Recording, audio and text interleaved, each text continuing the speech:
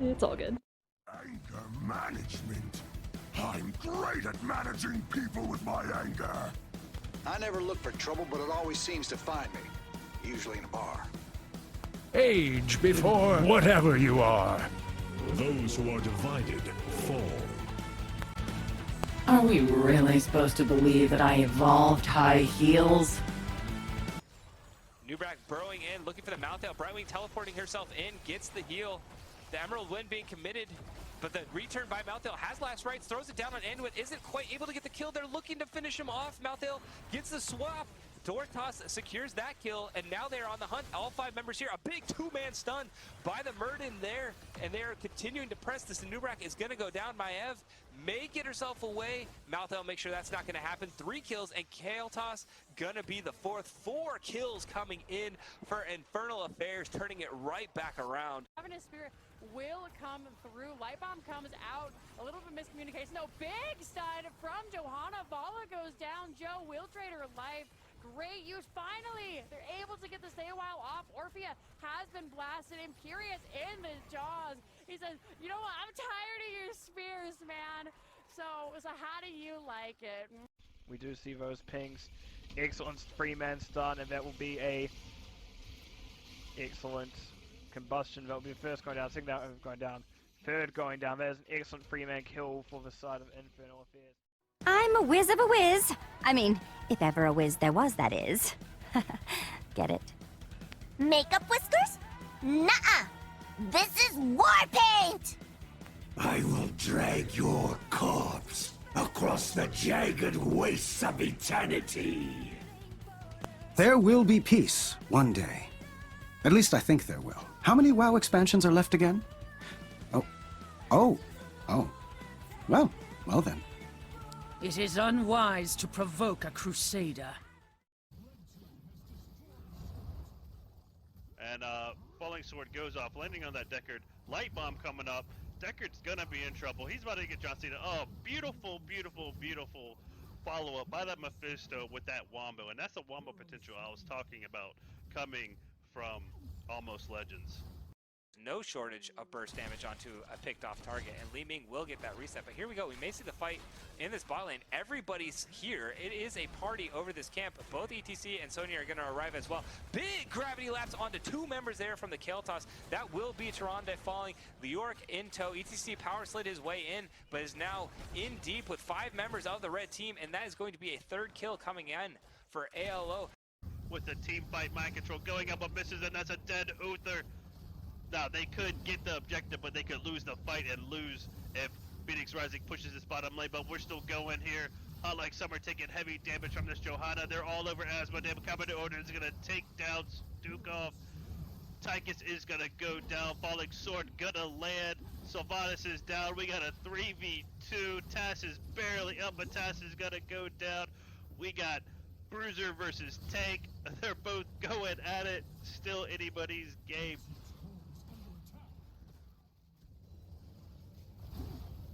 They only need 5 more for the objective.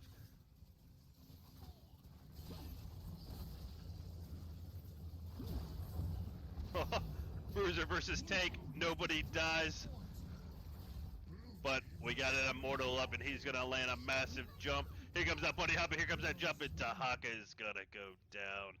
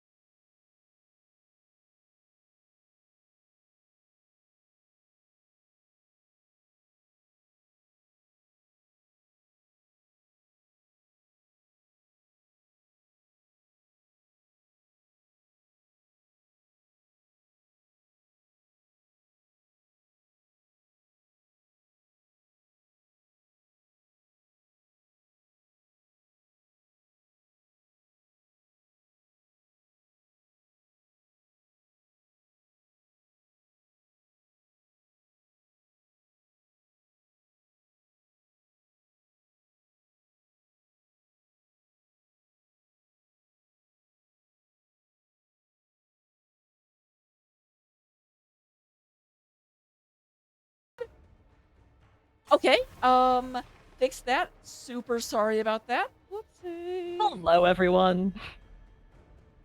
Thank you for letting us know about the lack of audio. Very, very much. I fixed that. There was one problem, and I was like, oh, I need to turn that off, and remember to turn it back on, and of course I didn't. So there was a lot of super, super good analysis that happened that you'll never hear about, but trust me, it was amazing. We're both brilliant. That's all you need to know. So conflicted. Right, looks like they do go with Gaslow because they were not allowed to go with Diva. Now, obviously, I am going to be the one to say that having trained with Derivative, Gaslow is a counterpick into Sonya, but only on a very, very specific build that most people don't go. We'll see what happens. Yeah, Ragu does play a mean Deckard, so I'm excited to see what crazy stay a while, Hanzo Arrow, Sonya Leap combos we might see coming out. That is something they used a lot, having Deckard into the stay a while, into the Arrow, as you see it, Leap kind of putting them together, and also a Nubrak it's a horrifying combo, and there is the red face beast Kerrigan. Love to see it. I know he absolutely adores that hero. Yeah, both teams have big wombo potential here. Anubrak's got some stall ability with his beetles, depending on how they go in. But otherwise, neither really has a huge poke advantage for stalling objective. No, indeed. It looks like we are going into the game. I'll go ahead and get the gambling up for you guys, because I know you love to gamble. Until then, we'll go ahead and enjoy the intro screen, and we will see you in just a second. And load into the game. Now I have to remember how to do gambling over here.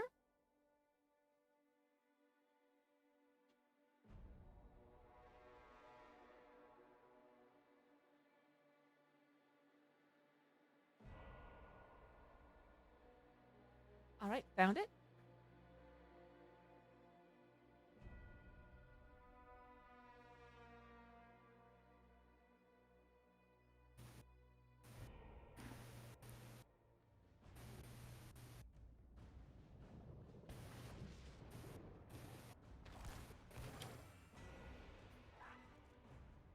Sorry about that, guys. We are now in the game. If you want to go ahead and introduce the blue team, and we'll go over and get the red in just a second. All right, on the blue team, we have Infernal Affairs. We have Sparklark on the Sonya. We have Ragu on the Deckard. Hexblades on Hanzo. Redface Beast on Kerrigan. And Stro on Nubarak. And looking over on the red-hand side of the battlefield, we do go and have Cue Ball trying to avoid the camera. Moving down to the bottom is going to be on that Kale Foss. Coming in the middle, we do have Chicken Meow playing the Vala. King on that May. Palm Ball playing Anduin. And up in the top lane, we do have a Gaslow being played by Conflicted. Apparently, the predictions just do not want to work. My apologies about that. So if you're looking for them, you will not find them. We do have Vol going into a W build. So looking to get just mad AoE damage.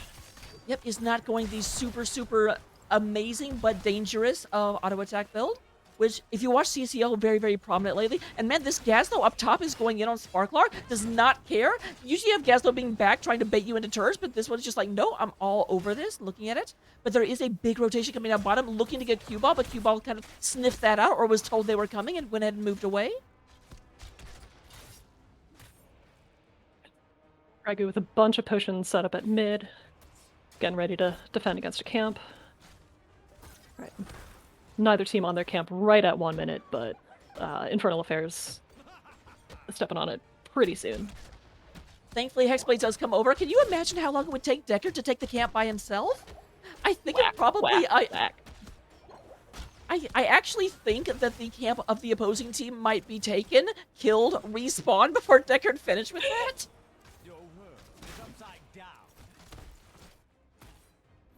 All right, we do have Cue Ball. Cue Ball took a lot of damage from Kerrigan. We moved down here just in time to see him healing back up for that Moonwell.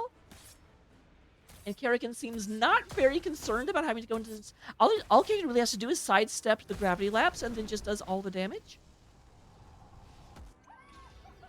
Right. Stro has pushed out mid a decent bit. They should be able to clear this, and I think Infernal Affairs will. Oh, maybe not with this wave clear coming out from Almost Legends. Yeah, this is actually one of the interesting things. This is a... If it was just a second later, you would end up... It's weird because you want to take your camps very, very quickly, but you also want your camps to engage on your side of the bridge because it keeps your opponents from being able to really, really support them as well. So this was a better position on the side of Infernal Affairs, but at the end of the day, I don't think anyone's going to have an advantage because the objective won't be coming up. Alright, cue ball getting pretty low, but still no first blood yet. Gazel and Sonya still just both sitting at full health in the top. It was very surprising with how aggressively Conflicted went into this. Looking at Gazlow's build, they did go Rocket Boots at level 1, Hyper Focus at level 4. Good Gazlow build. I don't feel like that is the build that goes against Sonya. But granted, I don't remember it. I just know there's one that just absolutely wrecks me. And clearly that's a build problem, not a me problem. I'm perfect.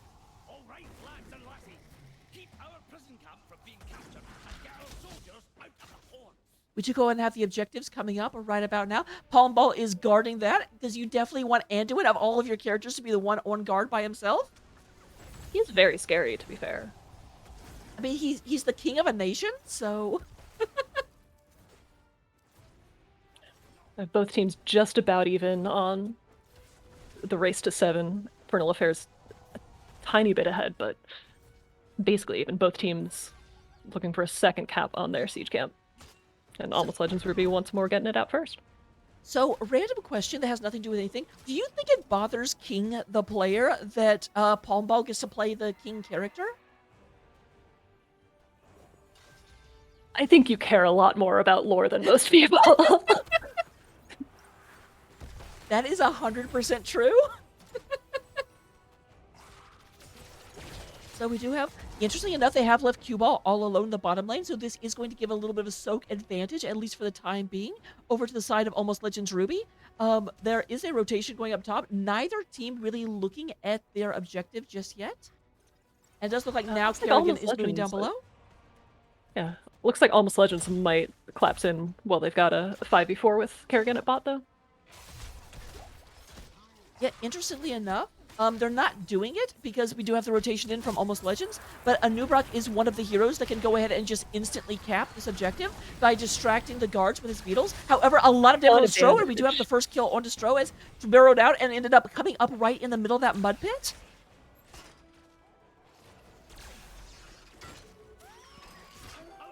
Yeah, those mud pits can be brutal if you're not paying enough attention to how long you're sitting in them. It is surprising that Anubrak is slowed down as much as he is. I mean, he's got a lot of legs. You would think that would help, but apparently it does not. Oh, they'd absolutely get stuck in the mud. They can't get traction. Alright, looks like Infernal Affairs is... Oh, no, they are going in looking to try and stop this, but Sonya just gets blown up. Yep, Sonya was trying to spend a win, but a great Grappling Axe come in and stopped any ability to move through and get out of a position. And then, of course, when you're stuck in the air, you can't dodge anything. Takes place taking a lot, does have to... No! Snowball came across the fences and went over a building? That was a magic snowball? Infernal Affairs was able to retake the objective, though. Looks like Palm Ball might get that last 4.6 seconds, but at the expense of both Vala's and Kerrigan's lives. So yeah, we do go and have Almost Legends one. Rubies bringing out a series of Wolf Riders from their home base. We do have very, very even, but at the end of the day, it is 1 kill to 4 in favor of Almost Legends, and level 10s have been picked up by the Rubinites. Yeah, we've got Avalanche from May, we've got Light Bomb from Anduin, Pyroblast coming out from the Kael'thas, Rain of Vengeance coming out from Vala, and Grab a Bomb from Gazlo. With Infernal Affairs just on their heels. My big question is, do you feel like Hanzo is going to be the go-to pyro target? Because obviously Anubrak can get spell. I guess Sonya also is pretty good. She doesn't have any... She doesn't take the shield talents, and she hasn't yet. Can get kind of chunked away by that. Speaking of Sonya, some massive damage on her. Oh, yep, and she's getting Pyroblasted right now at top. Is that going to be enough? No, just barely down not. to 225, but obviously she has to hearth back, is not able to go back and contest this. So Cue Ball and Palm Ball, I had actually noticed that synergy going out. The bouncing twins up top are going to go and take this down. Oh, but down bottom, we do have Gaslow in the cocoon, going to try and get out of this, but very much great Dragon Arrow coming through, and just Vala tried to go in to help Gaslow, and they just both end up losing their lives. Yeah, not quite the save that they were hoping for.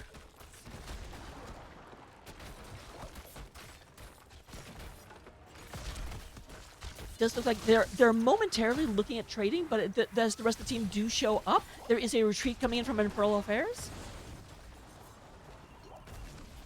I imagine Almost Legends Ruby might be looking to just knock down the spot for it. Now that they've gotten most of the health down. Yep, it's currently sitting at 1627 in terms of health. I mean, you need to breathe on it a couple times. It's not just one breath, but. Yeah, unfortunately, the But Dragon Knight is not actually on this map, and so you do need a little bit more focused breathing than without a Dragon Knight. Oh, it's so low, and they're closing in on the Kael'thas, but there's a defensive snowball and a leap coming right out.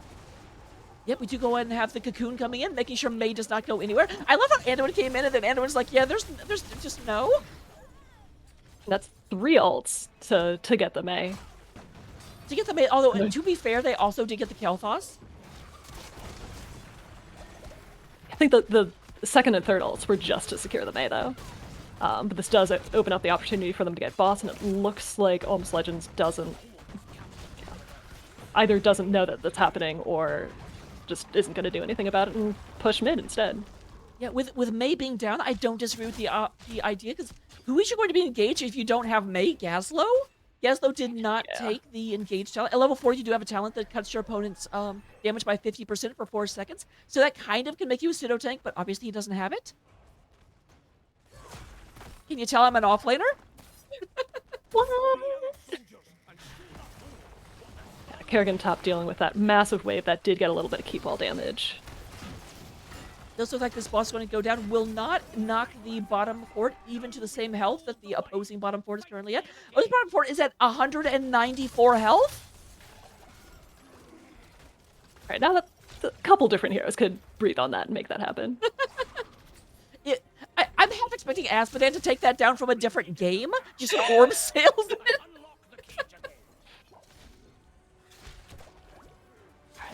We do have a full 5v5. Kerrigan's come back down from doing her chores at top.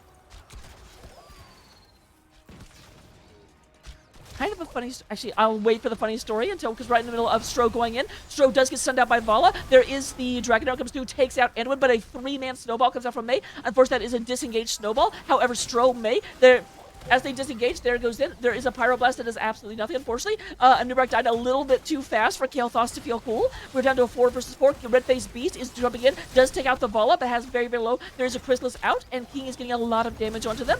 Does go ahead and snowball, but Kerrigan is not looking to let this Mei get away. Fantastic gravity lapse to appeal, though. Hanzo is so incredibly low right now. But at the end, that's a 2-for-1 in favor of Infernal Affairs.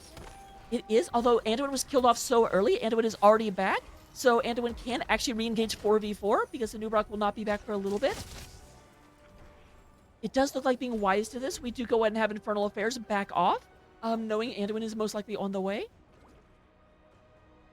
Chat is pointing out that your screen says best of 3 at the top instead of best of 5. Thank you very much. 1 second while I get that fixed. And we have Infernal Affairs beating Almost Legends to the camp this time.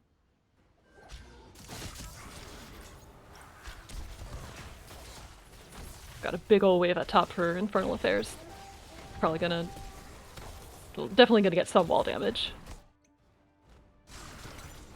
Alright, there's another nice Dragon Arrow going in, particularly at King a little bit, but does not get the kill. There's a fantastic Gravolanche, pulls people in, 2 kills so far, and there's going to be more. Kerrigan goes ahead. That was amazing. That makes my little offlaner heart happy. Good job, Gaslow. Does look like Stro was wiggling away, but is... Yeah, and the objective still goes over to Infernal Affairs, so they were able to hold on to make that happen. Unfortunately, it's going to get very little done because only Deckard can push with it, and Deckard is not good at pushing with his objective.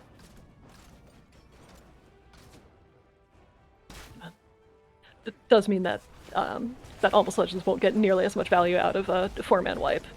as they otherwise would, though. Yeah, they are. I do like in middle, they're actually pushing both the objective and the fort at the same time.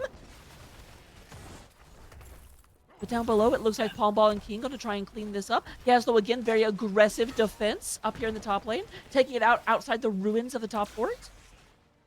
So we've got May and Anduin whacking away at this objective at bot, which might end up taking this fort. Yep. Yeah, we do have the first fort going down against the might of Infernal Affairs. Still down Got a one bunch fort. of people collapsing in on Gazlo at top. Thank you very much. He might be able to get away. It's... No. No. Not with that CC chain.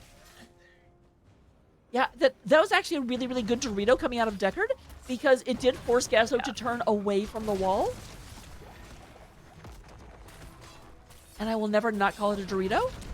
I mean, you're not wrong. Once more, Almost Legends not contesting the boss down one. Even though they are up a full level. They are, but they're not up a talent tier. I think the talent tier makes... I mean, obviously the level does give them 4% more health, 4% more ability damage. Are going to move up and try to take this down. Should be able to kill it before it gets the Moonwell. It might get the wall, though. Owen Tower already down. I mean, Vala's just got such solid clear. Do go ahead and have the mercenary camp being taken on the other side by Infernal Affairs. They have already cleaned out their opponent's answering mercenary wave. Are they actually going to head bottom and try and pick up the bottom boss while this is being taken care of? Maybe. This is risky because, especially when they showed on the map, are they actually going to bait this? It looks like that is the plan for the time being. And here they come. They're sneaking in around the edge. Cocoon goes out on May. Got the engage going out onto the Kael'thas. All right, there's a big with Dorito a ton comes of in. damage in response. That is such a devastating combo. It's the same one that they used. We do go and have Vala and Anduin both going down. Not a lot of health on Cue Ball as they go into the back. And May goes down as well. Looks like that's going to be at least 4, maybe a 5th. They can hop on the Gazlo as well.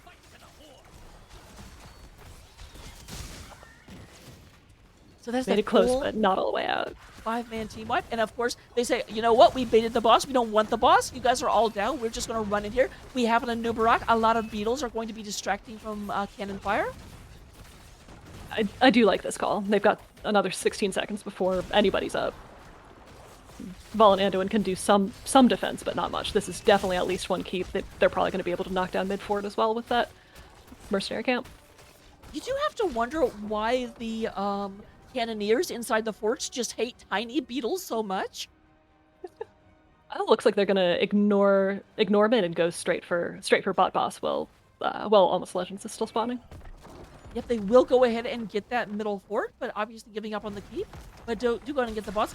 Now I actually don't like this call. For the very, very simple reason that boss is like walking up into absolutely nothing. And with 2 forts up, I'm pretty sure that the core can just kill the boss off and just fully heal. It will depend how many Reavers they have coming in with it. If the boss goes in by itself, it will just get cleaned up. They've got one Reaver a little behind, but yeah, I think you're right here. But Almost Legends isn't going to take that chance, especially down 20s. They're just going to give the objective and make sure this boss doesn't, end the game. That actually does make sense, even though I don't think it's necessary. What are they going to do on the map right now? They can't engage, and there's no mercenary camps to take. Yeah, they are getting close to 20s where they can go ahead and take a fight again. Infernal Affairs sticking pretty close to objective, expecting that engage. So looking at level 20s on the side of Infernal Affairs, we did have Rewind coming out of the Anubarak. Ignore Pain on the Sonya. Planet Shift. Respect the elderly. And the Dragon Awakens. We did get the upgraded Q out of May, the big one. Got Censure out of Anduin. Flamethrower out of Kael'thas. Farflight Quiver, the extra range on Vala, and Bomb Toss from the Gazlo. 2-man Avalanche. Straight into Gravo, not going to be going anywhere. A lot of damage on the Stro. Stro goes down. We do go ahead and have Sonya being taken out as well. Kerrigan looking in a world of pain. Her world was upside down. Oh, chicken me out. Yeah, you wanna be careful chasing down an archer who outranges you. First rule of ranged combat. However, there is a Pyroblast coming in. Is that going to finish off the Gonzo? It absolutely is. Alright, I've been a little bit skeptical of the Pyroblast pick into this team and on this map, but yeah, I mean, being able to secure a kill on that slippery of a hero is big. That is the I do feel like at this point Hanzo is about the only target you can use it on, but it's very, very effective against him. Ignore Pain was taken by Sonya, which can kind of mitigate a lot of that damage. And then you also, of course, have the Chrysalis from Kerrigan that can just go inside a little flesh bubble. I don't know what to call it, but... A Chrysalis? I can't... You can't just repeat the same word over. You can't define a term with itself. Okay, fair. Top boss is up, but it doesn't look like Almost Legends will get there in time before objective is capped and goes off the map. But yeah, an objective at 18 minutes is definitely going to hurt on the side of Infernal Affairs. I was wondering if they would go top lane or mid lane. They are starting mid lane. This might be a little bit of a ploy of, hey, everyone pay attention to here while the other lanes get pushed for free. Yeah, especially if they ignore top with that massive wave. Infernal Affairs is going to be in trouble. Okay, I'm loving. We just had Taco in chat just say "oh dip," which is definitely a phrase he learned from you. I've also picked it up. Hi, Taco. Okay, we do go ahead and have the middle fort being taken out almost instantaneously. Sonya heading up to deal with top, but it's definitely still going to get at least some keep damage. I am a bit surprised at how far back. I mean, I get that you don't want to die and actually have this taken out, but...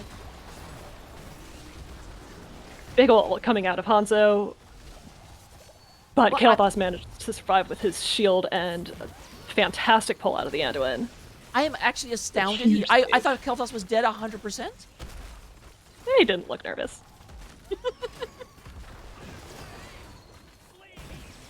So we do go and have the top fort is taken, or the top keep taken down, middle keep is taken down, and the bottom objective is still up. There is a one-man get out of here, Hanzo.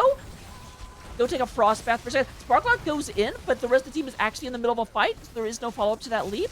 However, it looks like now Conflicted is right in the middle of a lot of pain. There is a trade-out for Kael'thas for Kerrigan at the moment. Sparklock is going back and forth, but there is again the collapse coming in from top. Yeah, it does end up being a 2-for-1 trade in favor of Infernal Affairs. But they did get 2 keeps down, the last fort down, and put some damage into bot keep. It's a fantastic objective on the side of Almost Legends. The big problem they have right now and is that the top fort on the side of Almost Legends Rubies is still up and still at 100%. So there's going to be a Reaver minion every single wave and no answering Reaver minions. So that's just going to be pushed to death. We did see Almost Legends start going for the boss at top, but May's Avalanche is on cooldown. They're down 3v4. They really can't stay there. And Infernal Affairs knows it. They're going to move in and take this boss. I don't expect this boss to get too much if there's actually a concentrated defense, and they are going to start pressing mid. But no, actually, it looks like they're heading for a bottom boss. I'm not sure about this call. Granted, Kael'thas is back, and Gaslow is on the way. And May is going to have Avalanche, which is, I mean, such fantastic boss control. Oh, they're just going to bait it. A little bit of a... Actually, I can't... I do think it was Infernal Affairs that actually baited last time. I know one of the teams baited. Alright, here comes the... Now, here's the thing. They are completely ignoring boss up top while they do this. This bait needs to pay off dividends because they gave up a lot for it. Yeah, that's a second keep. That's a big old win condition that they're giving up. Nubrax looking for an opportunity to dive in. as a Sonya. There's the cocoon out on Mei. Does get cleaned up very, very quickly. There is the dragon. Another the dragon fantastic pull. Okay, got a little bit of damage on the Conflicted, but we do have Sparklight right in the middle of the entire team. It's cleaned up, but Mei also traded out at the same time. It's a bit interesting. The Dragon Arrow was used before Stay a While. They've had a lot of success with Stay a While into Dragon Arrow.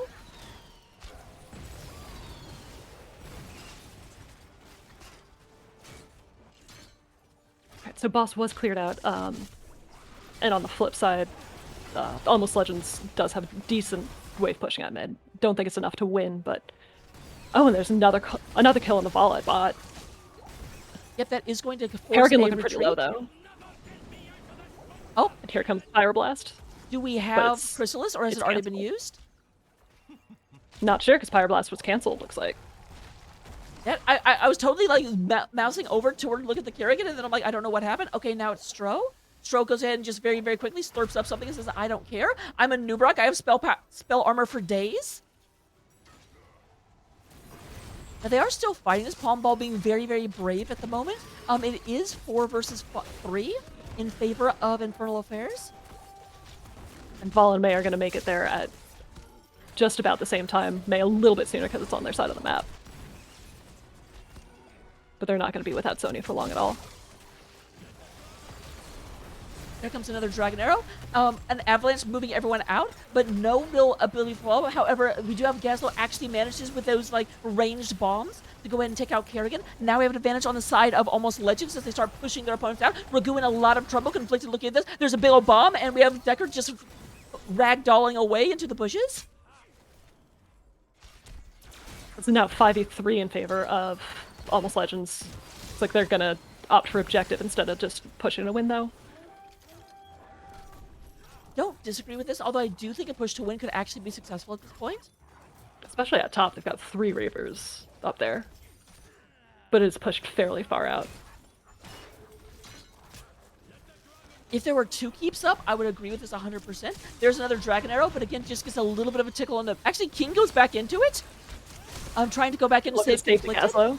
And it looks like it's working pretty well. Yep, Gaslo is still up, and there's a retreat. No actual cost for trying to come in here. Yeah, they don't even lose any time on the objective. This is looking very good for Almost Legends. There's another Dragon Arrow just sailing through, saying, get away from our fort. Or prison, whatever it's called. Hexblades just barely makes it into the Nexus before the Pyroblast would get him.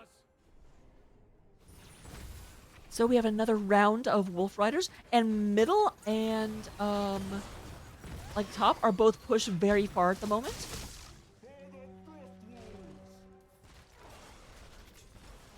This is looking pretty dangerous. Yep, everyone is moving in. This is a full 5 versus 5.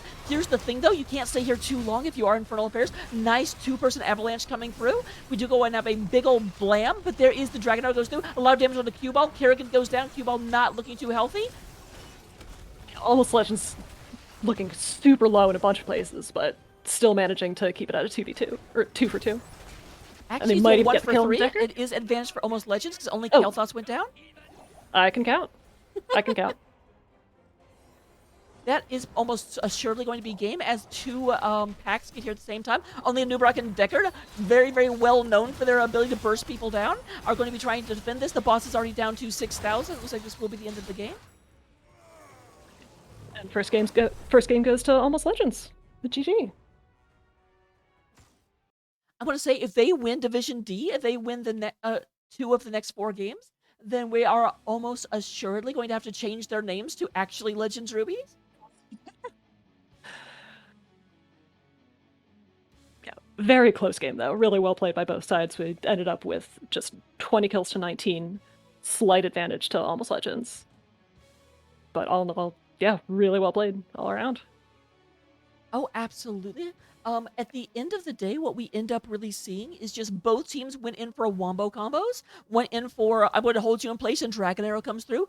I feel like if I had to be slightly critical, towards the end, the nerves started showing a little bit for Infernal Affairs. I saw a lot of Dragon Arrows going in with no setup, and more often than not, you'd end up with them sidestepping, and then later you'd have a stay a while being done, but no follow-up because the Dragon Arrow was on cooldown.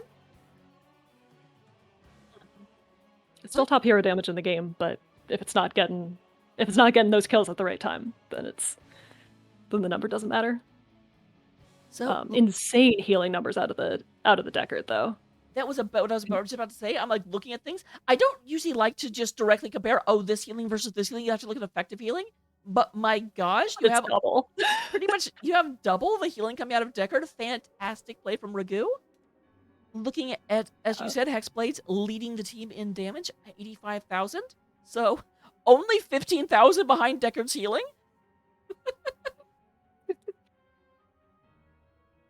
And I do have to say, and that's kind of what we look at Q-Ball. We were a little bit critical of their Pyroblast, because the thing about Pyroblast is very rarely are you going to use it in order to do damage in a team fight. It's so slow. So the fact that Q-Ball only got 2 kills out of all those Pyroblasts may mean I don't know how effective it really was. Though, admittedly, there were times... close to being a third on that Hanzo, though. It was an incredible escape. And it was forcing disengagements. Like we saw up top where, okay, it didn't get the kill on Sonya, but it made her Hearth back. And they got a fort out of it because she could not re-engage. But it looks like Game 2 is already up. Game 2 will be on Infernal Shrines, and we will be right back.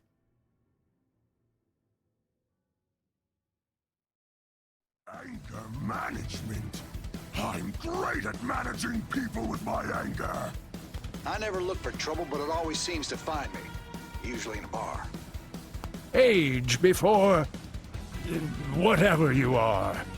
Those who are divided fall.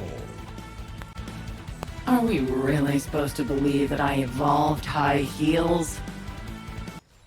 Nubrak burrowing in, looking for the mouth out. Brightwing teleporting herself in, gets the heal. The Emerald Wind being committed, but the return by Malthael has last rights, throws it down on Anduin, isn't quite able to get the kill. They're looking to finish him off. Malthael gets the swap.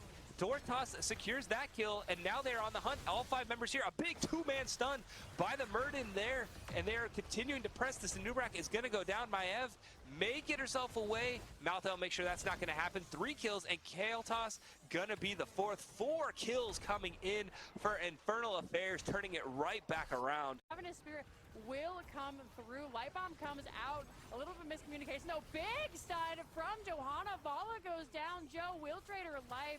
Great use. Finally, they're able to get the stay a while off. Orphea has been blasted. Imperious in the jaws. He says, you know what? I'm tired of your spears, man. So how do you like it? We do see those pings. Excellent 3-man stun, and that will be a excellent combustion. That will be the first going down. Second going down. Third going down. There's an excellent 3-man kill for the side of Infernal Affairs. I'm a whiz of a whiz. I mean, if ever a whiz there was, that is. Get it? Makeup whiskers? Nuh-uh. This is war paint! I will drag your corpse across the jagged wastes of eternity. There will be peace one day. At least I think there will. How many WoW expansions are left again? Oh. Well then.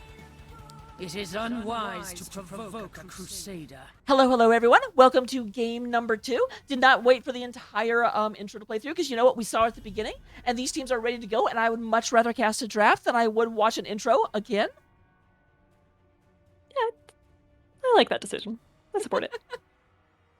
I am incredibly vain, admittedly, but not quite vain enough to be like, what I made is more important than the game we're here to watch.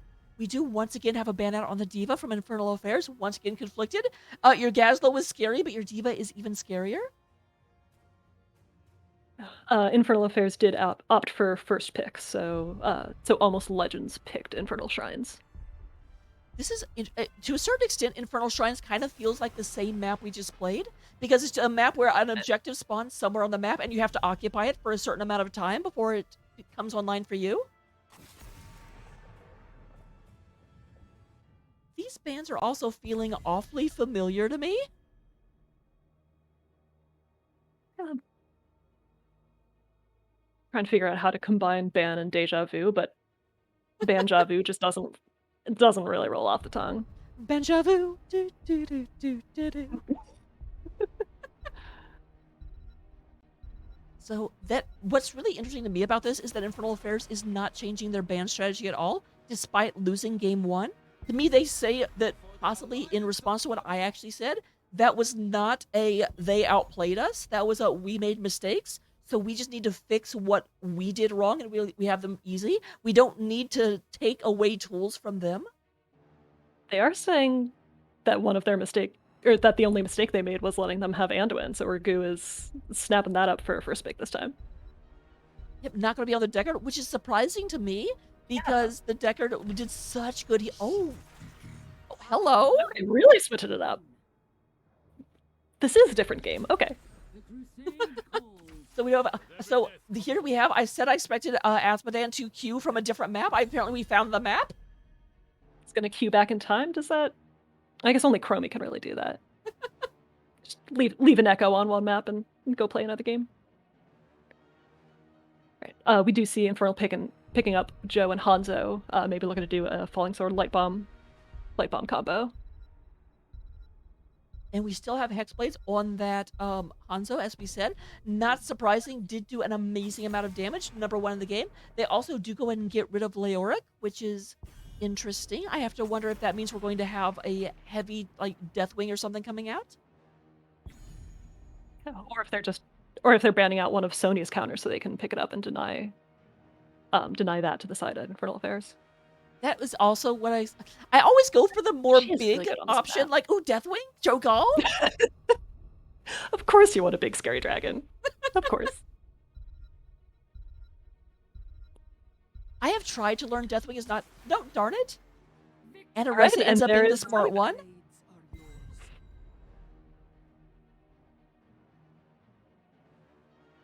And then we do have Chicken Meow coming out with Sylvanas, moving away from Vala and going into... We just want our Punisher to be pushing forever because your towers can't even hit it. Yeah, they have fantastic push potential and fantastic objective. Red Face Beast picking up the Kerrigan, also super strong on this map. The Muradin is Going interesting. Joe Muradin. Is that going to be an offlane Joe? Yeah, I want to say no, but I have no basis to say that. Because I think offlane Muradin can be a thing, but again, into Sonya, like, if you're super amazing, you can Q her out of Whirlwind and not let her heal, but that just feels not great. King's going to stick with that May. So we do go ahead and have Maybe everything looking to- locked in. Oh, Almost Legends is very, very similar to their previous shot. The only thing that scares me a little bit is the solo heal Tyrande. Tyrande not known for her healing numbers. But on the other side, you have so much kill potential, though. Yeah, it's the front line of... I wonder if that is just with 2 real tanks. They kind of negate a lot of that kill potential, but we'll have to find out when we get in the game. I don't know, guys. I mean, a tank doesn't prevent an Asmodunk from getting into your backline, though. That is incredibly I guess it might prevent it from correct. landing. If you can't get CC on them, though. Oh, while we're loading in, the story I was going to tell, this has nothing to do with HOTS, but in Warhammer 40k, there's actually a unit with infinite range. And as a joke, sometimes people will call up and say, I'm shooting things on that board because if it's infinite, I can still target it. Totally different game. But we are zoning into the game right now. Do you want to go ahead and introduce our blue team? All right. We've got Stro on the Joanna. We've got Sparklark going on to Muradin. We've got Redface Beast still on the Kerrigan and Hexblades sticking with the Hanzo, and Regu stealing that Anduin. Meanwhile, over on the orange side of the map, we do go to have Chicken Meow coming in on the Queen of the Forsaken, Sylvanas, Palm Ball hiding behind her on the Tyrande. We do have King on May, Q-Ball on that Asmodan, and then Sonya up in the top lane on her superhero skin. To clarify, King on May on a Happy Cloud. Oh, very important, yes. We've got both Sonya and Muradin standing off in the exact same position up top. I've never actually gotten any of the cloud mounts. I'm so mad. They're really great. Red Face Beast all alone, but it does look like Sylvanas is coming down here in order to keep them company. And maybe we're getting that decision. Wow. Sylvanas isn't scared though. She knows she's got her tap. got an owl snipe from mid. Speaking of mid, we do go ahead and have the kind of face-off. It does look like Azmodan has gone, not super surprisingly, for Gluttony and Annihilation. So the hit things with Q build, very, very standard. As opposed to the hit things with Q build. Indeed. Or the hit things with Q build. We do also have... Yes, then there's the hit things with Q, then hit things with auto attack build, so... Very, very different. Oh, Sparklark looked like getting the not as good side of this engagement. Is having to, unfortunately, hang very, very far back, get the safe soak, not engage into Sonya. Sonya actually getting bored of this and moving down to bottom lane in order to potentially invade. They've got the owls from Tyrande to facilitate those invades. But so it looks like they're just going to stick with their own camp for now. Yep. Sonya also got bored of mid lane, going back up top. Obviously, I know it's double soaking, but it's more fun the way I say it. Merging come down mid, looking to push with their siege camp, while the rest of the team goes to bot and takes that camp. I like this call.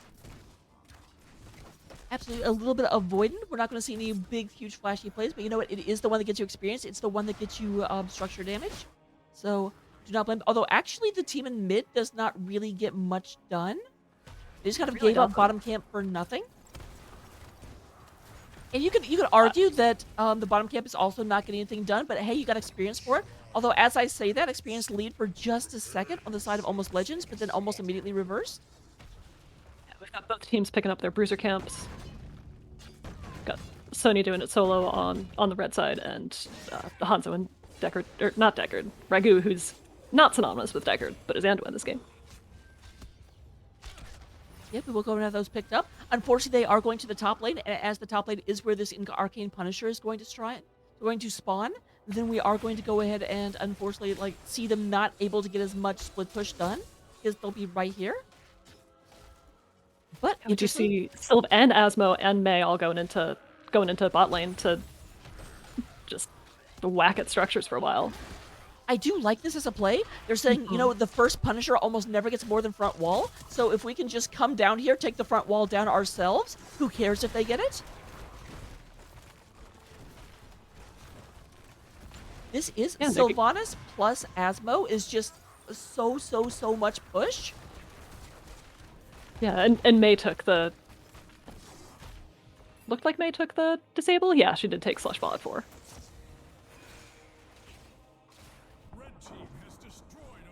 And first fort goes to Almost Legends. Yep, they went ahead and... So here's the thing. If this Arcane Punisher does not take down an entire fort, then this is going to be a better play for Almost Legends. We'll have to see. They are rotating up right now. They've left Red Face Beast down at the bottom lane in order to play cleanup. So that will mean it's a 5 versus 4 up here. But of course, in addition to the 4, there is an Arcane Punisher.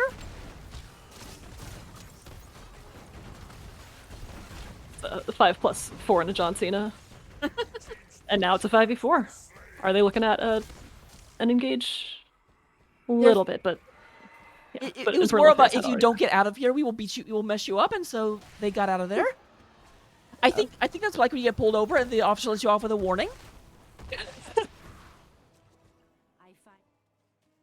So roughly even on the experience game between the two, still no actual kills coming through. But obviously, as we said, the fort did not go down. The Moonwell did not go down. This is advantageous. It's especially advantageous because it looks like the next Punisher will be in bottom lane. And there's now no longer a Moonwell in bottom lane. Though admittedly, the middle lane Moonwell is awfully close.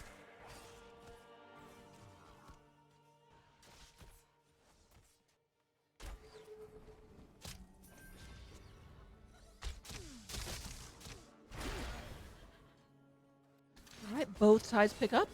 This time we do have Azmodan and Piranha down south. So if they try and rotate down, they will definitely be seen. Fantastic stun coming out of Tyrande. She did not go quest at 1 though. She went Piercing Owls.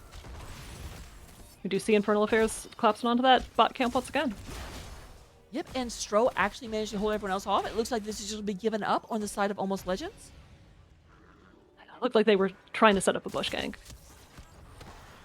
Does look like we have level 10s coming out of the side of Almost Legends. We'll have Avalanche, once again, Shadow Stalk, Wailing Arrow, Tide of Sin, and Wrath of the Berserker. Wrath is interesting, so not going in for the big blow-up stun combo, just I'm going to hit things really hard, possibly going into, again, the we want to push where you're not. I mean, that's massive siege potential. We do see heroics online for Infernal Affairs as well, though. We do see Falling Sword and Light Bomb. See if those get combined. We've got Avatar out of the Muradin. We've got the Ultralisk out of Kerrigan. Dragon Strike once again out of Hanzo. Stroke goes in and gets everyone nicely together. No immediate follow-up though. Radu goes ahead and takes an orb to the face. But yeah, I've got to say, both these teams really respecting each other. We are almost 7 minutes into this game, and no deaths have happened. Unless you count the fort. Sonya was able to take that entire top wall with Popping Wrath, so... Yeah, bummer about the lack of sound effects, but it seems like she's getting value.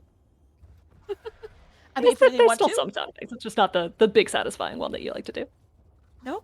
It actually makes me sad because I can't in the middle of a team fight and be and Sonya horse. But you can during draft. Absolutely. I have told the story on cast before about when we played on the same team, and I would make that sound effect to indicate I was popping Wrath, and you're like, please don't do that. What? Me be serious? What?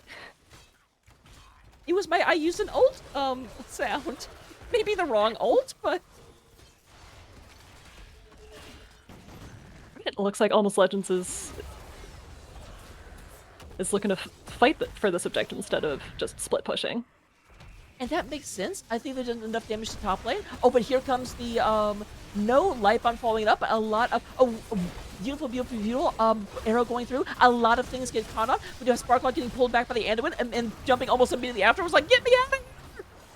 But the objective does still go over to the side of Almost Legends, though. Yeah, huge amount of damage, but no kills up until that kill on the Kerrigan, and they get the Johanna as well. That one, interestingly enough, was actually set up by the Punisher.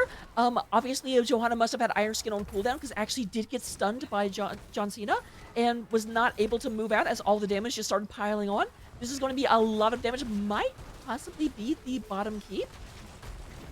It's very possible. I also do like they've got the camp pushing top lane and then Sonya pushing mid, so they're just looking to run the map and macro the heck out of their opponents.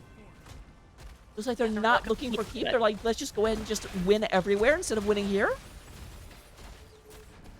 I mean, getting that insane map pressure and just keeping Infernal Affairs on the back foot all game, that's definitely a strong way to go. Stro moving in, trying to go ahead and get something accomplished. Right now, it does look like they're just really looking to extend their experience advantage. They're already up a level and a half, they being Almost Legends, and trying to just murk the map at the moment. That was an alliteration. Sawana's saying, no, Infernal Affairs, you don't get this neutral camp a third time. No. This is mine this time. I am the Mercenary Queen. I do have to wonder... And she did actually take that. Oh, did she? Look at me. Wow. I am the Mercenary Queen now. So right now, Almost Legends must be very, very, very frustrated because there is one camp on the map that is not red and they can't turn it red. It has not turned to white yet. Oh, but there is the Light Bomb stun combo coming down. Rwanda going down almost immediately. Conflicted is doing a spin, trying to get out of there. Being chased down by the Ultralisk, but the Ultralisk will splatter. Yeah, huge 3-man snowball to disengage there. They're trying to keep it at just the one kill on the Tyrande.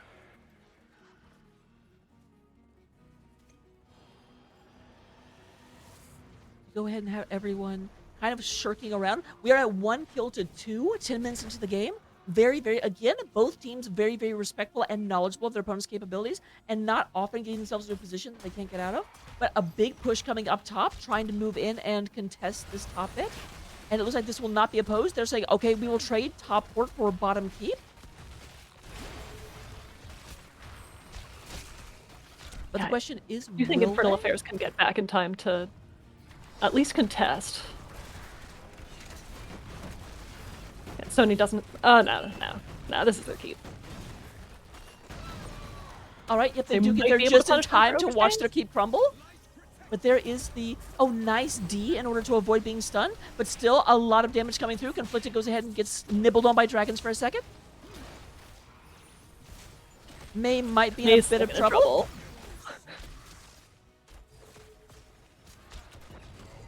Almost Legends really missing that Anduin pull right there.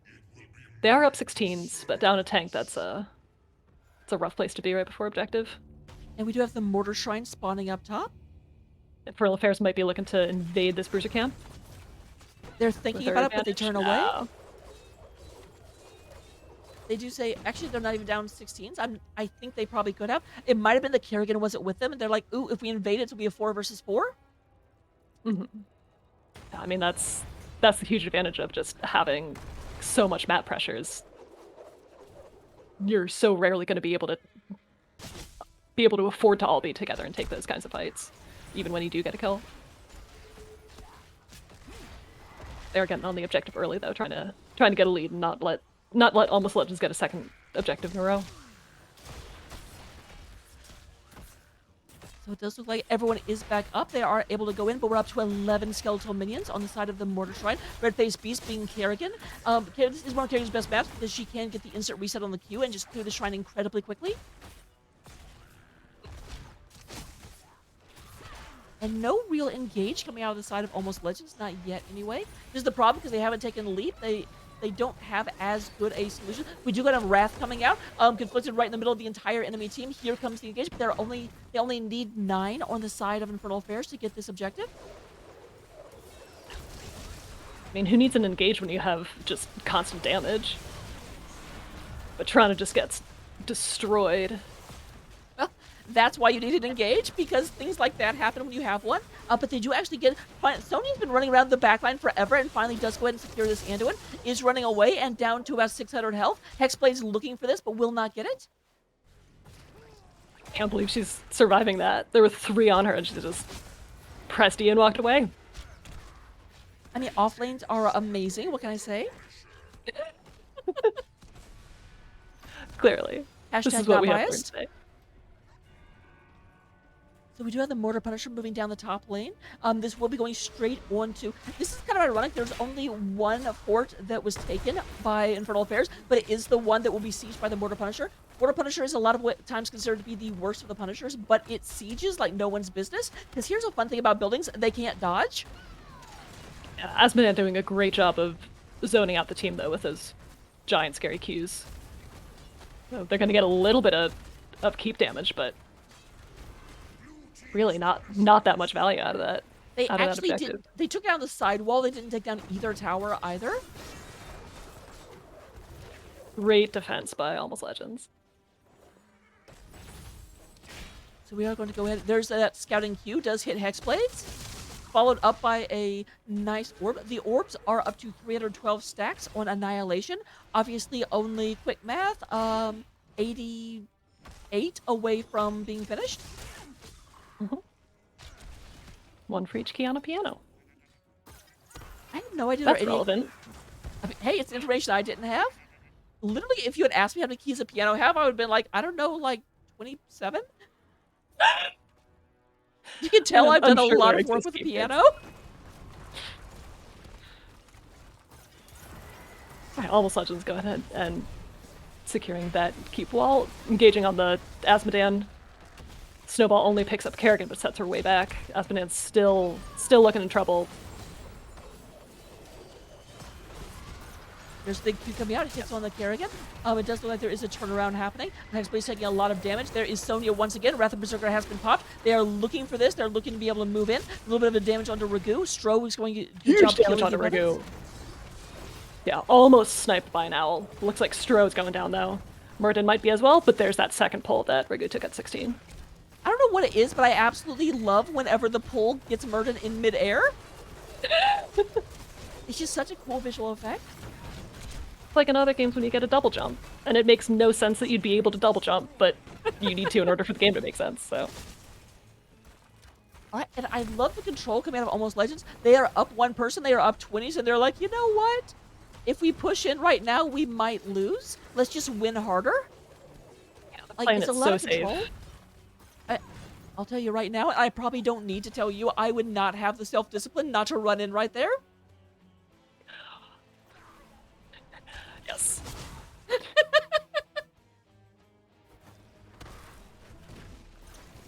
Thumbs up on the diplomacy. Yeah, there was no better way to say that than just yes. Alright, they're looking to secure mid-keep. I mean, that's the only other camp up is the Bruiser camp on your side of the map. Yeah, keeping up that pressure. They don't manage to get mid-keep, though. That is the one structure still standing on the side of Infernal Affairs. Yep, Stro does go ahead and come back, and they say, okay, it is now no longer a up a person. They were up 20 still, but their opponents were right there nearing to get it, and they do now have it. It does look like for level 20s, we have Heaven's Fury, Rewind, Psionic Shift, Dragon Awakens, and Inner Fire. And on the side of Almost Legends, we have the big one, extra Q, got Eyes of the Huntress, upgraded Shadowstalk, Pride out of Asmodan, Ignore Pain again out of Sonya, and Bolt of the Storm out of Sylvanas. Now here's the interesting thing about Pride. Pride does absolutely nothing until you get to 400 stacks. They're only 20 away, but for right now that means that Asmodan does not have a level 20. 20 is not the number of keys on a piano anymore. For anybody listening at home. I do have to ask, is that a grand piano or is that every piano? Yeah, I mean, there are smaller keyboards that exist, but I believe that's every piano. Oh, nice. Oh, Snowball Cannon. Avalanche coming through. Fantastic timing there. All right, here's this. I did not see a light bomb. And, oh, Toronto just gets obliterated. They are up to 39. They're about to go ahead and secure this objective. Frozen Punisher is coming out, but they will be going forward without their healer. They've got camps in both lanes. They've got catapults in both lanes, and they've got a Punisher walking up the bot. This is looking very dangerous. Yet they are already down to 60% before any of the actual opposing team even reach the core. There's a big Dragon Consume coming through. Gets a lot of damage onto Mei, but even more damage being done to the core as it is down to 10%, 5%. And the game number 2, as game number 1, goes to Almost Legends Ruby. Alright, and we have Infernal Affairs prepping for the reverse sweep. Hey, it happened on CCL on Saturday. It can happen here. It can happen here. Yeah, both teams are fantastic map pressure that entire game out of Almost Legends. But yeah, still a really strong showing from both teams. That wombo potential out of Infernal Affairs was pretty scary, and it was really just Almost Legends patience and discipline that really kept them in there. So, looking at the stats at the end of the game, not nearly the healing difference that we saw last game. Riku coming in with 47, still winning the healing race, but actually really amazing showing out of Palm Ball. Like I said, Toronto is not a healer you take because of the healing numbers she can put out. It's the addition, the extra stun that she can put into a team fight. So to be able to come out that well and that high healing numbers, very good play.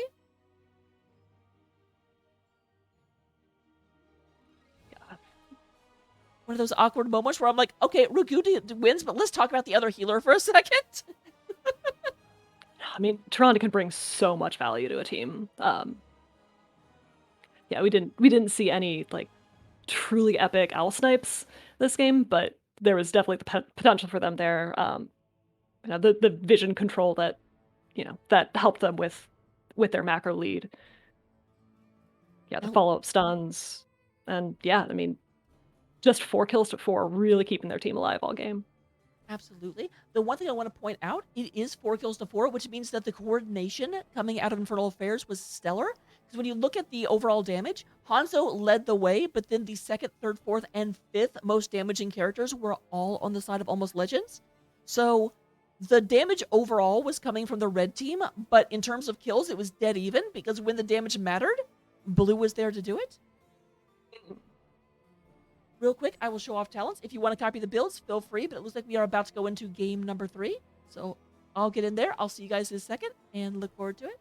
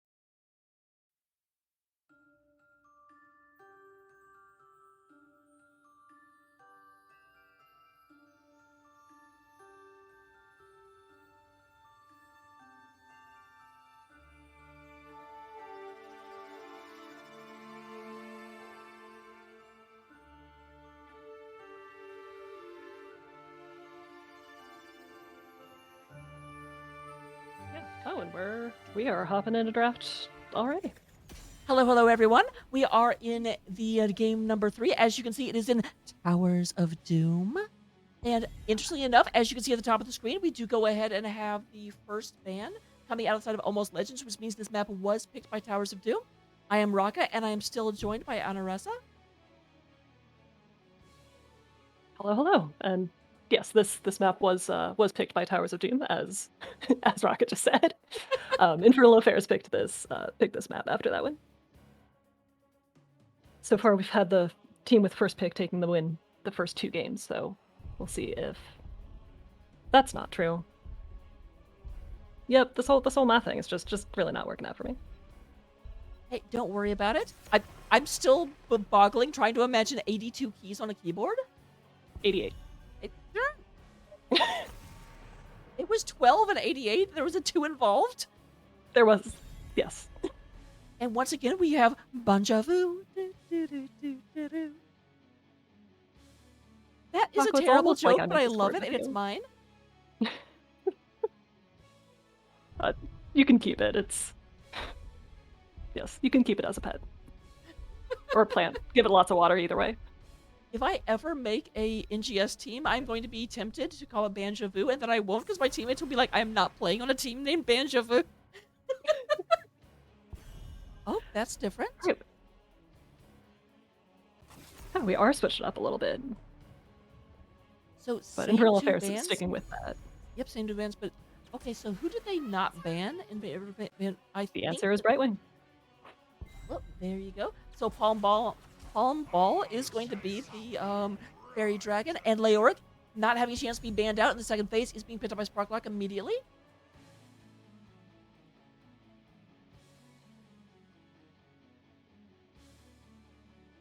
Yeah, I mean, there's some serious offlaner choke going on right now, so picking up that Leoric early is...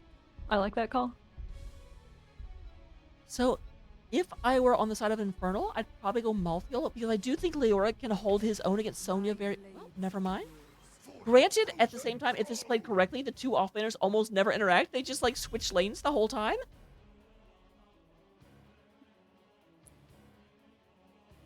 I feel like Sonya normally doesn't do all that well into Leoric. It's a little curious about that pickup after the fact. It used to be a straight-up skill matchup. One of the big things that is helped Leoric in this is the fact that his executed minions is baseline and not a level 4 talent, because he used to have to take... Oh? He used to have to take the do extra damage to minions talent at 4, but now that he doesn't have to, he can take the slow your opponent down with a Q, and that makes it almost impossible to dodge his spooky hand.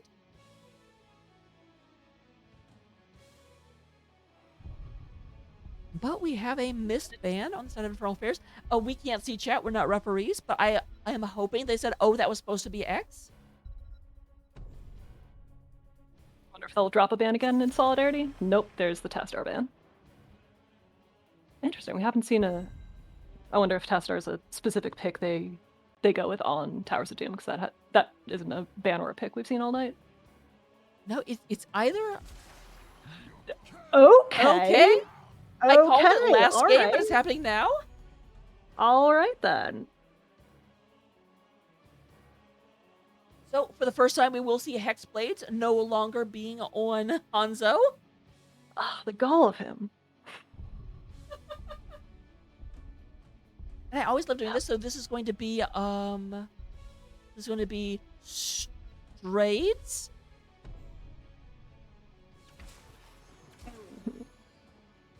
Oh, and look at the chicken meow with the disrespect, being like, okay, I'm gonna kill you with your own character? I wonder if the missed ban was Tychus. I would love to ask. Oh boy. Alright. Nano boosted Shogal, here we go. Alright. This is where I get very, very, very, very awkward, because I have to make very, very sure to say Anna the entire time, so we don't get it confused. What? Someday I'll play on a team where people pronounce my name and the healer's name differently. Love you, Taco. I do when I think about it, which is not often. But we're going into the game right now, looking at the Oh, I'm taking a second to load in. That's fantastic. There we go. Looking at it, the Cho'Gall plus Ana and Greymane is very, very, very scary. And what really concerns me is Anub'arak is not well known for his durability. Bribing is going to have their work cut out for them. Yeah, I mean, Cocoon will get double value, or if Anub'arak goes Cocoon, which I imagine they will, does get double value against Cho'Gall. What? Looks like we are zoning in. Once again, if you want to go ahead and introduce the Cyan team. Alright, on the blue side, we've got Red-Faced Beast on Greymane this time, Ragu on Ana, Sparklark on Leoric, and Stro and Hexblades picking up Cho'Gall. Meanwhile, on the orange side of the map, we do go and have Palm Ball on that Brightwing. Chicken Meow stealing the Hanzo, although not much of a steal. It was already abandoned before it was picked up. King on the Anub'arak. Cue Ball coming in on that is Chromie. Did not realize the skin for a second. And then up at the top lane, we do have Conflicted on that Sonya. And we have a full move to the bottom of the map. They don't have a Sonya, but they may just be like, well, Cho'Gall has hit points. That's our...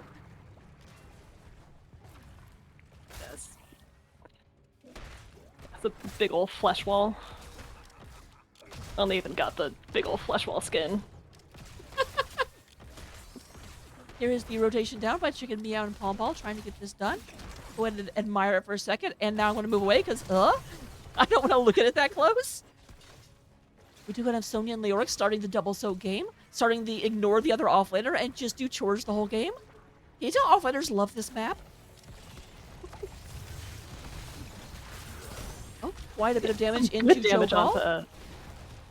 But Red Face Beast down. Oh no, fantastic healing out from the Regu. I saw 20 health. Oh, Strays may be in a lot of trouble at this point. We're maybe have our first kill of the game, and it's going to be 2 of them. Or is it? Dashes out of the Chroma Q. Out of Polymorph. And that vaguely stolen Hanzo goes and brings down Cho'Gall for first blood. I think that's by far the earliest first blood we've had all game. Oh, absolutely. Match. Yeah, already the I'll kill you with my own character has come true. Yeah. And with Greymane at top, they don't really have the camp pressure. We've got Cho'Gall already back up, short death timers, got the ward out. But it does look like Almost Legends is maybe looking for an invade. Sonya's close enough to make it a 5v3. With both Greymane and Leoric at top. They don't know Greymane's at top though, I don't think. Nope, they might be able to sniff it out, but I do think you're right. They didn't realize Greymane wasn't around, or they would have invaded that 100%. Yeah, like Red Face Beast waited till the minions were gone to sneak up to that top camp. Oh, actually, a lot of damage with these sappers that went in and took down the front wall and one of the towers. We do go ahead and have Greymane moving back down. Unfortunately, Leoric is not up at the top of the map at the moment, so there's absolutely nothing stopping Sonya from just cleaning up these sappers that were taken. You do get an experience from getting them, but the experience advantage from killing Cho'Gall already has a firm level lead on the side of Almost Legend. Almost Legends really doesn't want Infernal Affairs to get to level 16 on this map.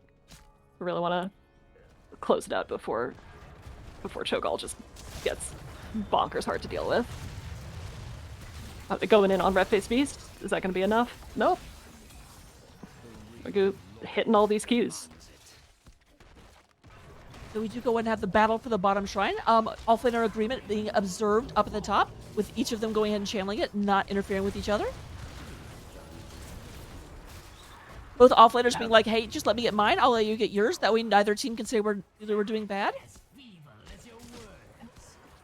Infernal Affairs is able to stall the bot altar for a while, but it does end up going over to Almost Legends. Looks like they might try and finish off that tower to. All right, and now all of, well, except for the little sidewall. Yep. All of front wall is down at bot. Front is currently exposed, so we'll be able to go ahead and get in there as soon as they get sappers on the way. Still about a level advantage, a little bit less. They've lost a little bit of their experience, or maybe it's just the 6 takes less time to get through. That could also be it, I guess. Strays goes ahead and gets collapsed on. Does go ahead and dash out of there real quick. Here's some sand going down onto Ragu. But Leoric is on the scene. Did miss with his Q. I gotta love that Leoric came in, went whoop. Okay, bye. All right, great peels coming out from Cho'Gall. Oh, but Chromie doesn't think they were great enough peels though. Yeah, that was kind of like we talked about last game. How you can't peel a Q from Azmodan. You also can't peel a Q from Thin Azmodan.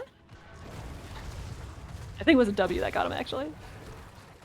Okay, that's entirely true. Because you can peel a Chromie Q pre-18.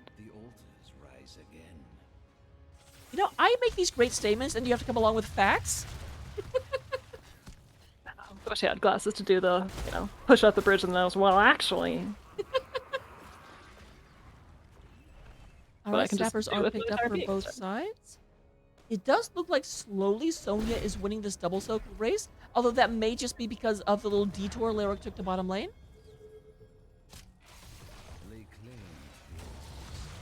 Once again, Stray's taking a lot of damage and having to fall back. Yeah, it seems like Infernal Affairs is not really worried about giving up these early altars. This is the map for comebacks, and doesn't really matter how low they get their how low their core gets if they can just entirely dominate the late game. Yep, this is definitely the limbo map. Oh, the how low can you go? I was hoping someone would pick up on that. Took me a while, but I got there. All right, we Well, go Infernal and have... Affairs. Yeah. Go ahead.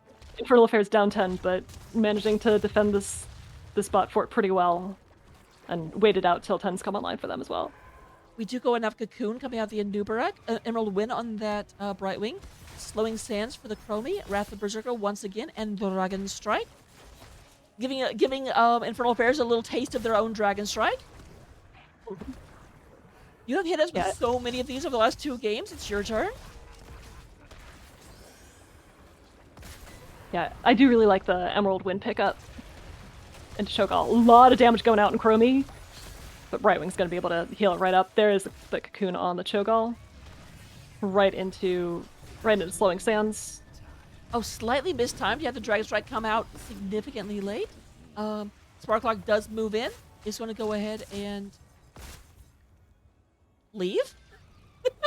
Yeah, all of Infernal Affairs look pretty low, and Greymane going down to 0. That is our 4th kill of the game, and unfortunately all 4 of them happened over the side of Almost Legends. I do say unfortunately because I'm really hoping for a game 4 and a game 5. Caster bias from more casting. Like they might just be going for the trade here though, even being up 2 levels, and Hanzo looks for the interrupt but doesn't quite land it, and that is an even trade. So we are at 32 to 24, or if you want to be mathy, currently Infernal Affairs has 75% of the core health as Almost Legends. 75, also not the number of keys on a piano. Oh, Almost Legends looking at this camp invade. We got the Slowing Sands out to zone. Successful camp invade. Infernal Affairs looks for the kill on the Sonya but doesn't get it. And looks, yeah, like bot fort is in trouble here. One thing I love is going to be the keys on the piano is going to kind of become a running joke between us. And what's going to happen is we're going to have a cast at some point in the future, and you'll make a reference to that, and all of chat will be like, "Wait, what?"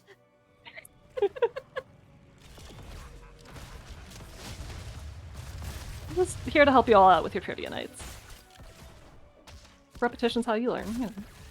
They say you have to hear something like on an average of 7 times to remember it. Oh man, I got a ways to go. Oh, they're looking for that Greymane once more, and they do get it. Big pull coming out from the Cho'Gall, but the Cocoon. Yeah.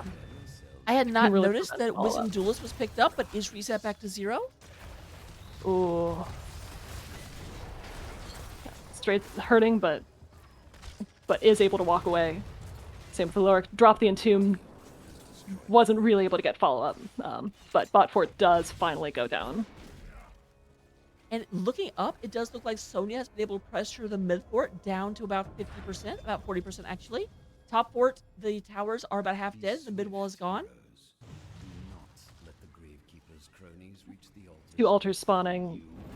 Yeah, Almost Legends taking that bot fort is huge for them. However, here Slowing Sands, a lot of... can punish them. The Chromie does go down. They're looking for the Brightwing as well. Cho'Gall going in deep. Yep, Palm Ball is running away. Stroke's right now. Very, very, very low at the moment. We do go ahead and have King going ahead and scooting on out. There's a jump over the wall from Hanzo. So no, just barely miss on that in 2. Almost Legends was able to... Or, actually, no. Looks like Infernal Affairs was able to pick that one up. No, that was Almost Legends. Yep, we are down to 14 at this point. We were at 32 before, or 20 numbers. We do go and have Palm Ball take a lot of damage as well. The combination Cocoon and the Emerald Wind to just totally disengage, prevent a massive pull on the Brightwing from turning into something way worse.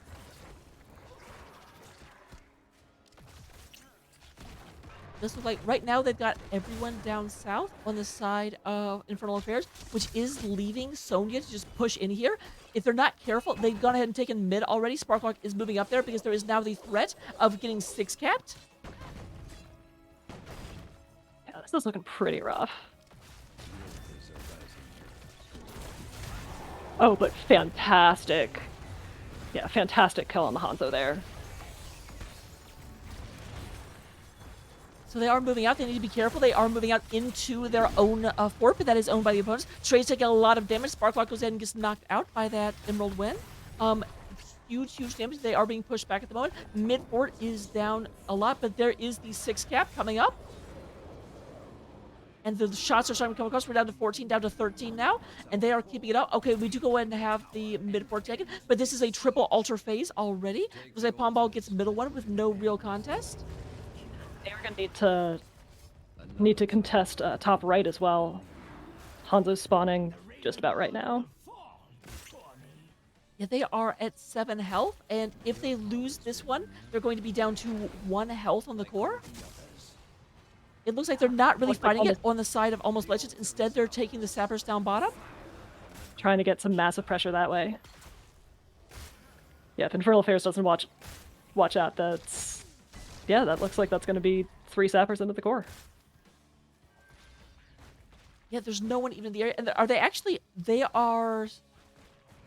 No, they are hearthing. I thought they were stacking up around boss, waiting for a move-in. Because their opponents are not looking at boss. Their opponents are just getting sappers in and knocking it down to... 1 goes in. Looks like they might be able to stop 2 of the sappers, though. Which frankly amazes me. Just They were at the line before it seemed like minute. anyone was even there. But Almost Legends has been able to turn that into a distraction for them to pick up boss and take that off the map and get them down to 2. And the scary thing about 2 is even if they make a massive comeback and start taking things off, as long as Almost Legends controls 1 tower somewhere on the map, they are within 1 altar of losing at all times. Because obviously the core shoots 1. Yeah, these are 16s online, which does make Cho'Gall that much scarier. Yep, Leaden Orb is picked up by Gall so that Dread Orb stuns for 0.75 seconds. We're looking to retake top fort. Well, Almost Legends is looking to retake bot. We do have a single altar phase coming up. That is good news if you're Infernal Affairs. Infernal Affairs just needs to defend 1 point. Unfortunately, they did lose bottom fort, so they have to come in through this upper route. These sappers are very close to... Nope. They're going into the fort instead. Buys them a little bit of time. And Sonya's not here. She's wailing away at mid instead. All right, there's a nice Dragon Arrow coming through. Good attack by Cho'Gall. Gets in the middle of a lot of them. Leoric does go down. Oh, and also Cho'Gall, this could be terrible. I really thought that this was a affirmative defense for Infernal Affairs, but so far they've lost 4 people. I don't think Red Face Beast is able to do this. Is not on Kerrigan. Dang, there is the they GG call. really turned that around.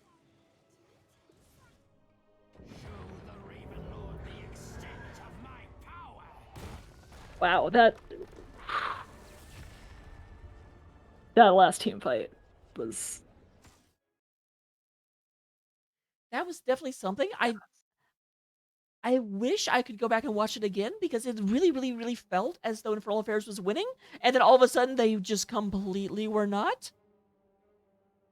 It started off with Leoric going down, and then just the scatter arrow coming through, just puncturing Cho'Gall from a lot of areas, turned the entire momentum around. I also think there must have been some Moonwell available on the side of Almost Legends.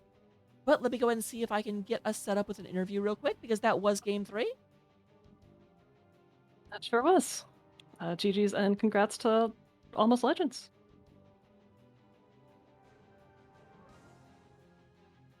If you want to go over the stats while I'm doing this real quick. All right. Yeah, this time we do have a decent imbalance in kills. 10 kills on the side of Almost Legends to just 2 on the side of Infernal Affairs. They were able to get Cho'Gall down twice, which is huge, and we're really able to pick on the Grey Main. We do see yeah, we do see Hanzo beating out Gall for hero damage that game and getting 6 kills. So that's yeah, and then Chromie with 3 of the other kills, with that one beautiful snipe at Bot Fort. Oh, absolutely. Real quick, I'm going to jump into lobby 2 in the NGS server. All right.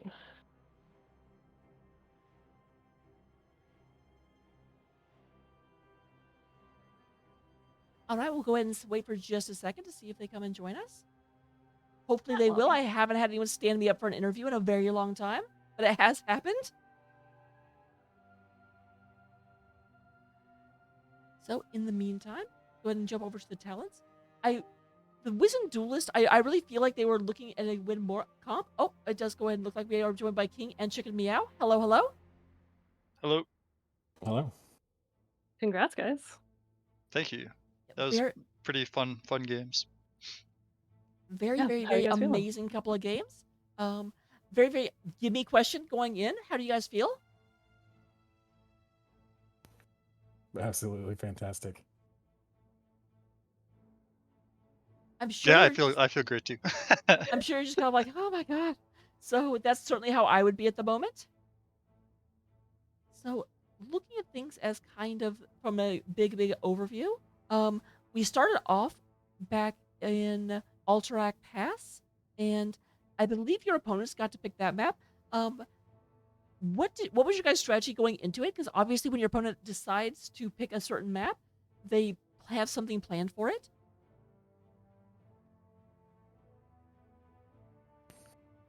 It's not a map that we've really practiced a whole lot, neither in scrims nor during the season. So we felt like they were trying to put us off balance a little bit by having us play something we might not be as comfortable with. But we really stuck to our strategy of banning what we want to ban, picking what we want to pick, and if things aren't going well for us in a straight team fight situation, we look for alternative ways to play the map to swing the game in our favor and pick up the tempo. So I did notice in just about every series, you guys were banning out. There was just a lot of priority on the offlane bans. A lot of that was coming from your opponents. What was your strategy in trying to deal with the fact that they just would not let you play any of the offlaners you really wanted?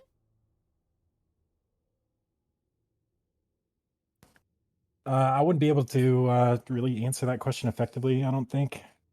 That's really Conflicted's realm. He's our offlaner. We kind of just let him play what he wants to play. He's on his own little island.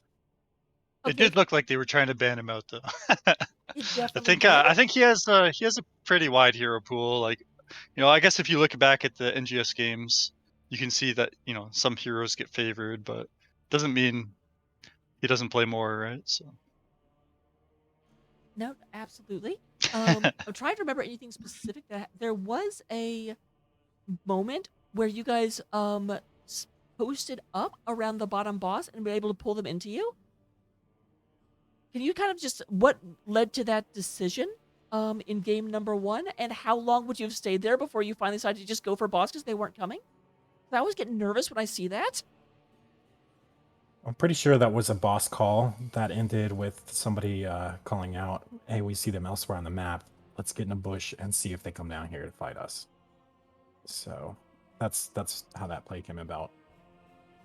We probably would have waited until we saw them somewhere, right? Because they were obscured from our point of view by the fog of war for pretty much that entire duration. We just wanted to see them somewhere on the map so we knew we were safe moving into the boss pit. All right. Do you have any questions about game number 1, Anna?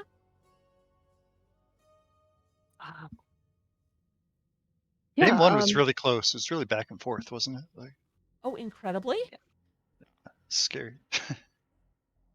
Yeah, I'm wondering how much having Avalanche was, especially having Avalanche off cooldown and ready to go, was affecting any of those boss calls, because it seemed like you guys were still playing it a little safe even when you had that element of boss control.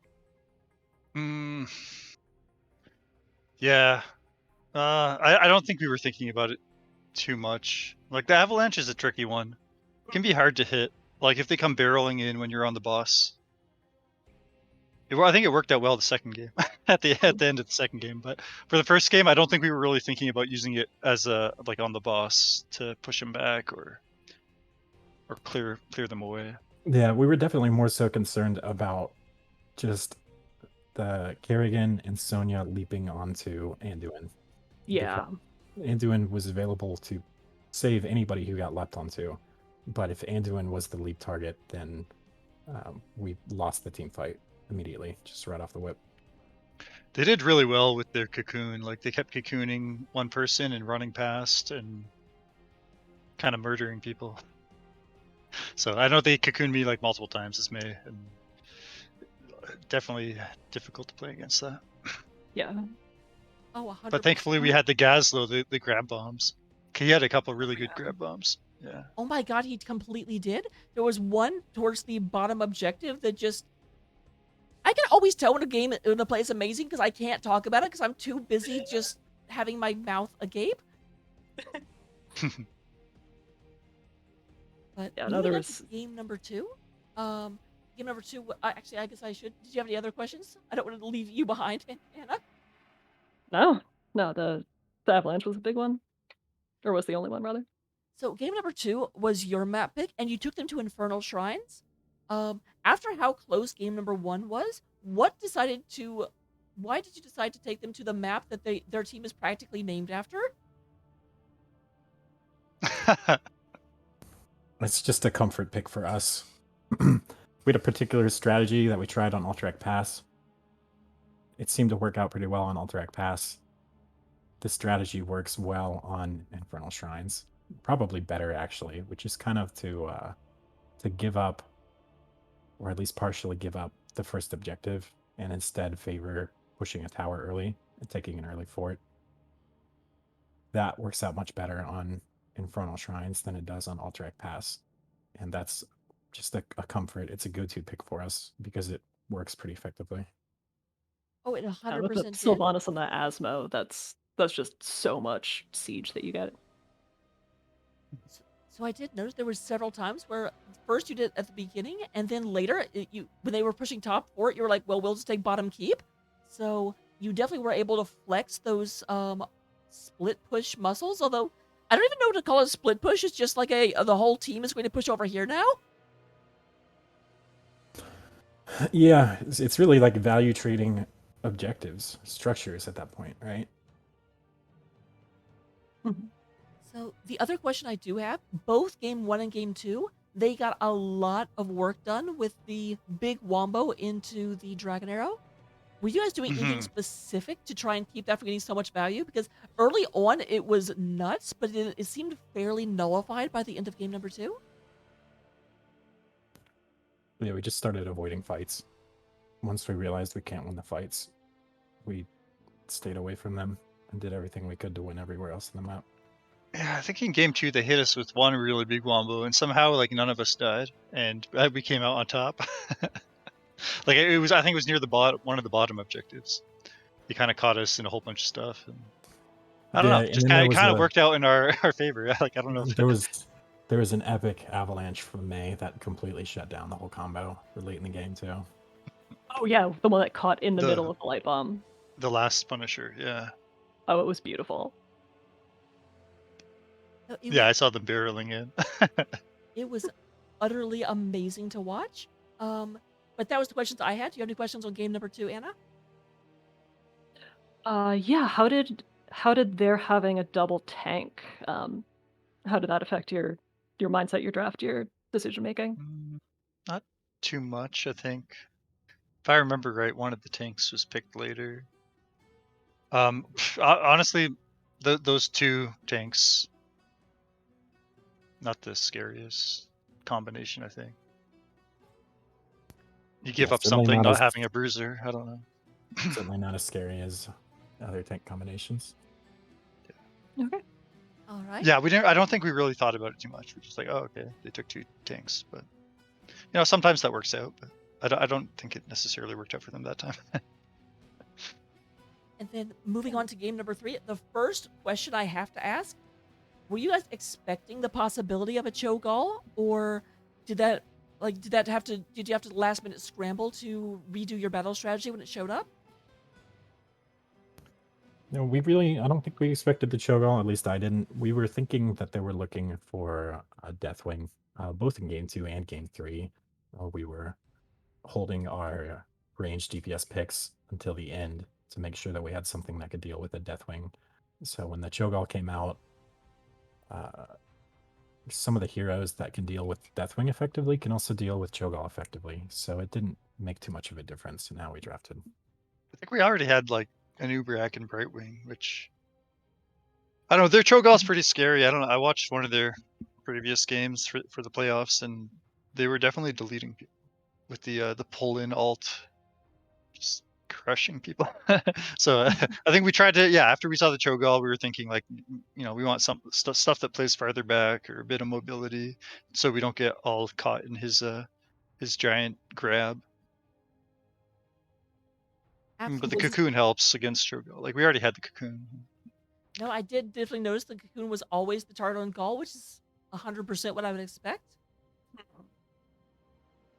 I also did. What happened with that third dropped ban? Was there a discussion about that in the draft? Did you guys give them another ban or just? Yeah. They said Mephisto. Mephisto. Okay. I think he's probably looking for it and didn't find it in time. So.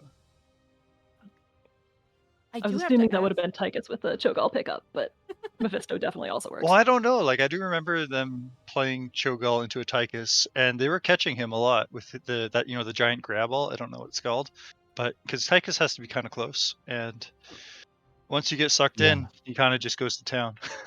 And then we were afraid of playing Tychus into the Leoric as well, because Leo can easily just trap Tychus and wreak havoc on him. Oh, that makes a lot of sense. Yep, 100%.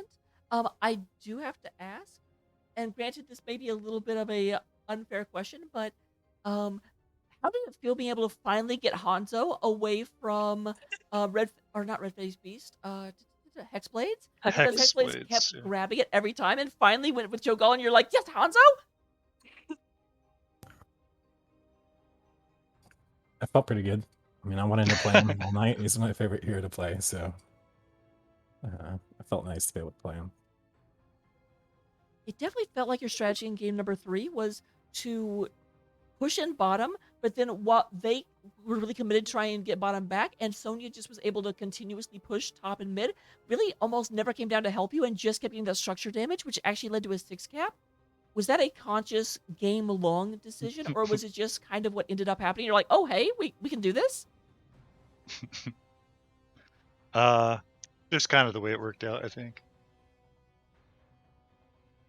All right. But definitely the Sonya. Like, the Sonya was doing great, just double soaking and stuff. So huge. That map always goes on. Like, it goes on long enough. It just comes down to the towers, really. Like, who can control the towers. All right. Any questions you had about game number 3, Anna? No, I think you covered just about all of it.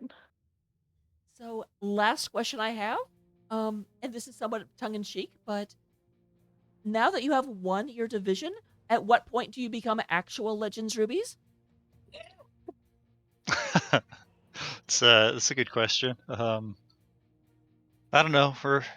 We're always just almost on the edge of becoming Legends. We still got another game. What, maybe one more game or 2 more games to go potentially? So we'll see if we can win all of Division D. Maybe we'll become actual Legends. We'll have to make a formal name change.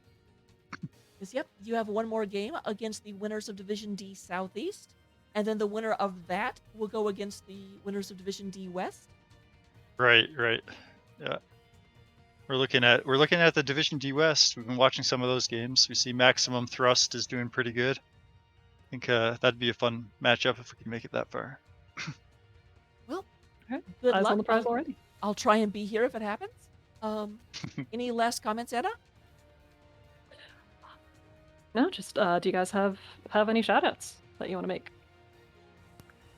Yep, the rest of the team: Rat Bass Toad, Asian, Crogden, Shiggity. All the subs, all the people who haven't been able to play in the playoffs are all awesome. They've all helped us practice and strategize. And to you guys, thank you for casting. Honestly, it's amazing when the games get casted, and I don't know. It looks like you put a lot of work into the the pregame show, I guess.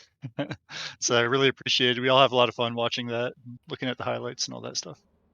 They are a lot of fun to do. I wish I could do them more often, but you're right, they do take time, so I try and save them for Right.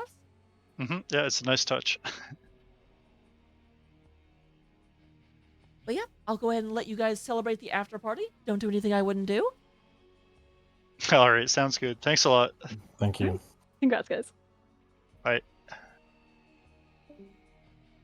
And with that, we will also be letting you go. Anna, is there anything you want to say before you let everyone head out? I don't think you stream, but is there anywhere people can find you if you want to be found? I mean, I am in the Twitterverse at Anaressa_Hots. That's about it. I don't really stream. Still haven't gotten a camera, so you get my little pew pew pew instead. But yeah, thanks for spending your evening with us. And as for me, I am Raka. You can find me at Irakov on Twitch and at Irakov2 on Twitter because someone stole my name. Oh my god. So rude. Clearly, I'm the best Irakov. That other person needs to get out. But we will actually be raiding over and seeing Jinxie Cat. Jinxie Cat is currently doing another cast. Currently, we're doing Baby Makers versus Team Happy Cloud up in the Heroic Division. So it looks like they are currently still in game number 1, probably close to the end of it, but hey, that means there's still a couple more games to go, so we'll see that in just a second. All right. Yeah, let's do the raid.